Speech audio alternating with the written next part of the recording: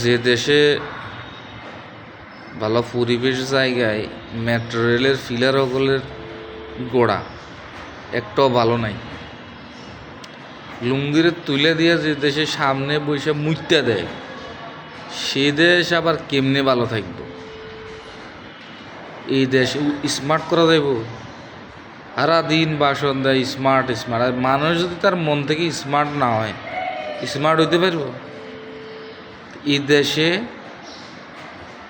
বিশ্ববিখ্যাত একমাত্র মানুষ গড়া যায়, পেশা গড়া যায় একমাত্র ড্রাইভার।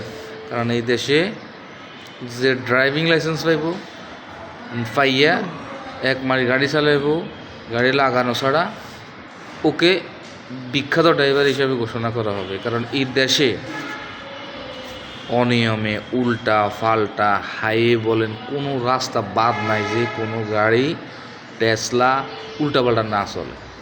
তো সেভাবে ট্রেনিং প্রাপ্ত হয়ে এই দেশের ড্রাইভাররা সেভাবে নিজেকে অর্জন করে তোলে।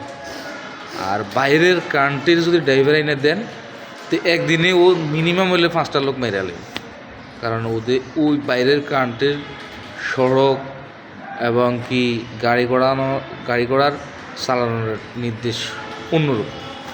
তো সুতরাং এই কারণে আমি ঘোষণা দিছি, জাতির কাছেও প্রশ্ন, জনগণের কাছেও প্রশ্ন, বাংলাদেশে যত ড্রাইভার আছে এদেরকে বিখ্যাত ড্রাইভার হিসেবে ঘোষণা করা হোক। আর বিশ্বের ভিতরে ট্রেনিং প্রাপ্ত মানে বাংলা ড্রাইভিং ট্রেনিং নিবে আইসা বিশ্বের সকল মানুষ বাংলাদেশে আইসা লাইসেন্স নিবে এবং 1 মাস গাড়ি চালাবে।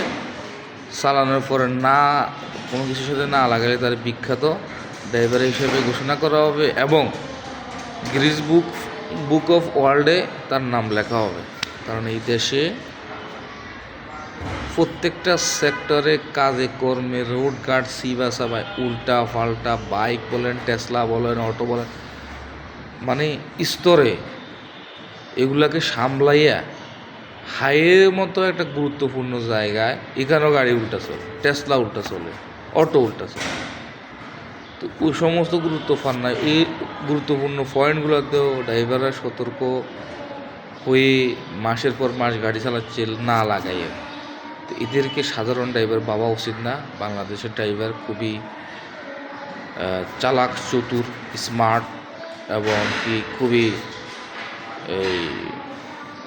কি বলে বিখ্যাত ড্রাইভার হিসেবে ঘোষণা করা হোক। এটা আমি জাতি এবং দেশের কাছে, জাতির কাছে অনুরোধ করলাম।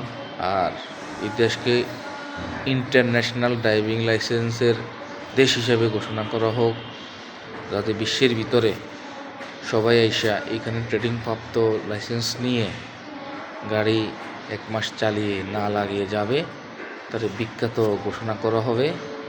এবং যারা যারা এই দেশে এসে এই লাইসেন্সটা করে নিবে তাদেরকে বিখ্যাত ঘোষণা করা হবে। ধন্যবাদ সকলকে। সবাই কমেন্টে জানাবেন আমার কথাগুলো ঠিক আছে কি না।